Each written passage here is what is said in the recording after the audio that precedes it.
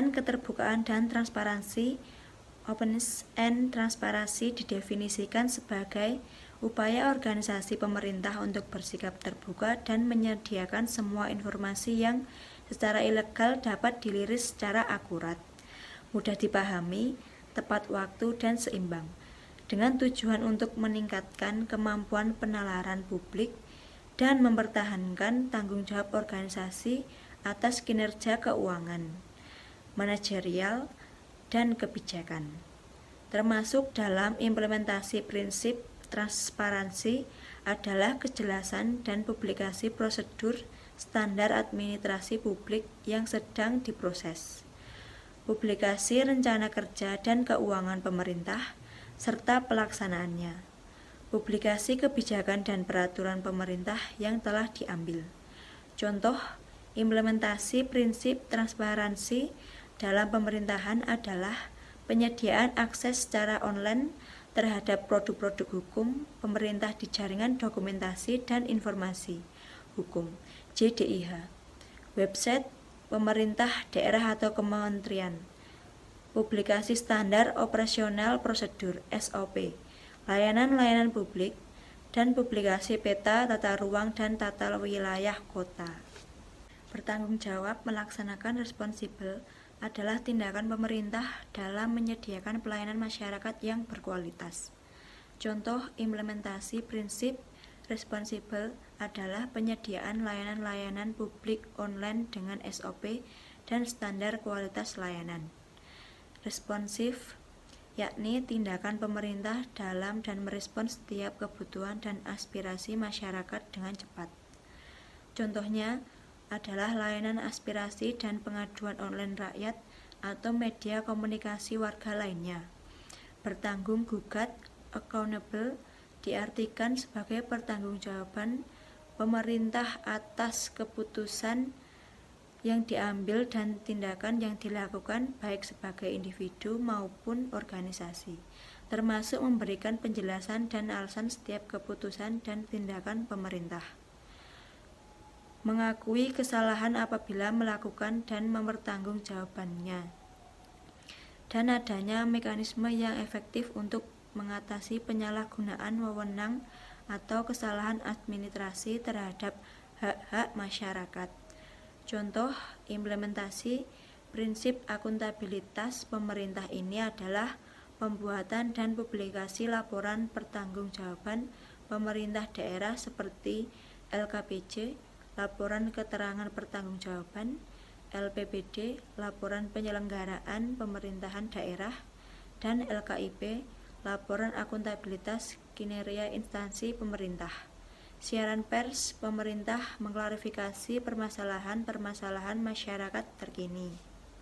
Adil, fair adalah kualitas setiap keputusan yang diambil, peraturan, prosedur, tindakan dan layanan yang disediakan oleh pemerintah bebas dari bias, konflik kepentingan, dan diskriminasi, menghargai keberagaman sebagai aset, dan mengupayakan persatuan masyarakat.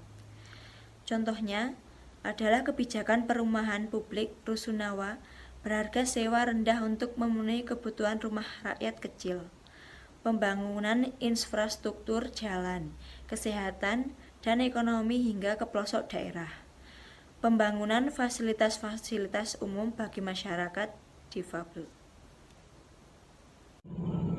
Partisipasi didefinisikan sebagai pelibatan pemangku kepentingan termasuk masyarakat kalangan bisnis, akademik, dalam proses pengambilan keputusan, perencanaan ilmiah, hingga evaluasi program pemerintah. Contohnya adalah program dan aplikasi musyawarah perencanaan pembangunan, musrebang, rembangun warga rutin bulanan dan tahunan, dan aplikasi laporan warga masyarakat. Bebas korupsi adalah komitmen sekaligus tindakan mencegah peluang dan tindakan korupsi dalam program pemerintah seperti pembangunan syarat sistem konsultatif dengan BPK, KPK atau BPKP dalam perencanaan dan pelaksanaan program. Efisien dan efektif adalah mengoptimalkan pemanfaatan sumber daya pemerintah dengan memastikan pencapaian tujuan pembangunan daerah dan menerapkan metode manajemen yang cepat. Contohnya adalah pembuatan master plan dengan evaluasi layanan publik dan rutin setiap tahun. Kepastian dan supremasi yakini semestinya semua keputusan dan kegiatan pemerintah daerah dilaksanakan dengan berdasarkan peraturan yang berlaku. Pemerintah daerah mematuhi dengan menegakkan setiap keputusan hukum yang berlaku. Contohnya pelaksanaan operasi justis, adanya tahap evaluasi hukum yang Biro Hukum Pemda untuk setiap peraturan daerah yang ada akan diterbitkan oleh masyarakat. Pembangunan keberlanjutan adalah prinsip kebutuhan dan keberlangsungan generasi berkaitan harus menjadi pertumbuhan keputusan, peraturan, dan aktivitas pemerintah daerah saat ini, bukan hanya memindahkan atau memudah pelaksanaan ke masa depan. Contohnya kebijakan dan program konservasi lingkungan, transportasi publik, green energi, dan lain-lain. Inovasi dan kesediaan untuk berubah lebih baik, yakini komitmen senantiasa mencari inovasi solusi permasalahan pemerintah dan masyarakat yang ada dengan memanfaatkan teknologi terkini, kemauan belajar dari pihak-pihak lain, dan pembangunan lingkungan kerja yang mendorong tekad untuk terus berubah lebih baik. Contohnya adalah Pemda yang di forum-forum ilmiah atau pertemuan pemerintah melaksanakan kompetensi inovasi layanan publik dan melaksanakan training teknologi terbaru bagi staf Pemda yang ada. Elemen pemerintahan yang baik. 4 indikator tata kelola good governance. 1. Transparansi. 2. Partisipasi. 3. Akuntabilitas. 4. Koordinasi. Transparansi merupakan proses keterbukaan menyampaikan informasi atau aktivitas yang dilakukan. Partisipasi merujuk pada ketertiban seluruh pemangku kepentingan dalam merencanakan kebijakan.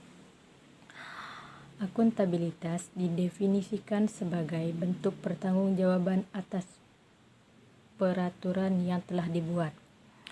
Koordinasi adalah sebuah mekanisme yang memastikan bahwa seluruh pemangku kebijakan yang memiliki kepentingan bersama telah dimiliki kesamaan pandangan.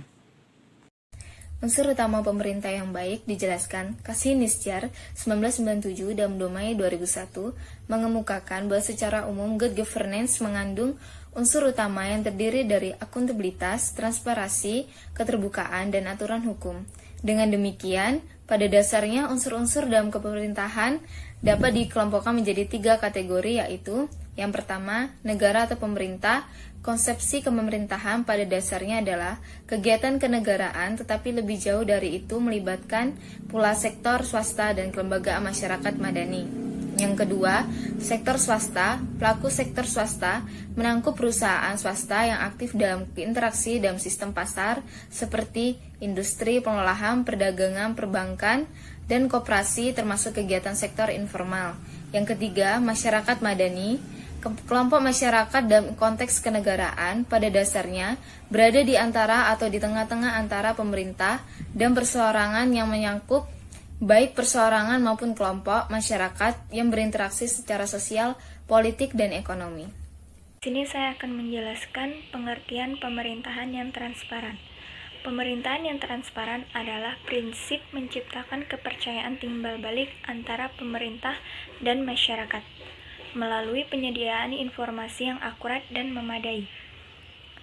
Instrumen dasar dari pemerintahan yang transparan adalah peraturan yang menjamin hak untuk mendapatkan informasi, sedangkan instrumen pendukung adalah fasilitas dan sarana informasi dan komunikasi dan petunjuk, penyebar luasan produk-produk dan informasi yang ada di penyelenggara pemerintah, maupun prosedur pengaduan.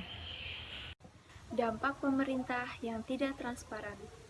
Dampaknya ada 3, yaitu korupsi, kolusi, dan nepotisme. Dampak secara umum akibat yang ditimbulkan korupsi, kolusi, dan nepotisme sangatlah merugikan negara dan merusak sendi-sendi kebersamaan serta memperlambat tercapainya tujuan nasional, seperti yang tercantum dalam pembukaan Undang-Undang Dasar 1945. Dampak yang dapat terjadi yang dikarenakan korupsi, kolusi, dan nepotisme yaitu yang pertama, pemborosan sumber-sumber, modal yang lari. Yang kedua, gangguan terhadap penanaman modal, terbuangnya keahlian, bantuan yang lenyap, dan revolusi sosial. Yang ketiga, pengurangan kemampuan aparatur pemerintah, pengurangan kapasitas administrasi, hilangnya kewibawaan administrasi, dan ketidakstabilan. Yang keempat, pengambilan alih kekuasaan oleh militer, dan masih banyak lagi hal yang merugikan. Akibat dari korupsi yang dikarenakan ketidakefisienan, ketidakadilan, rakyat yang tidak mempercayai pemerintah, pemborosan sumber-sumber negara, tidak mendorong perusahaan untuk berusaha, terutama perusahaan asing, ketidakstabilan politik, yang dapat kita simpulkan dari akibat KKN, yaitu korupsi, kolusi, dan nepotisme. Sekian dari presentasi kelompok 3, kurang lebihnya kami mohon maaf. Wassalamualaikum warahmatullahi wabarakatuh.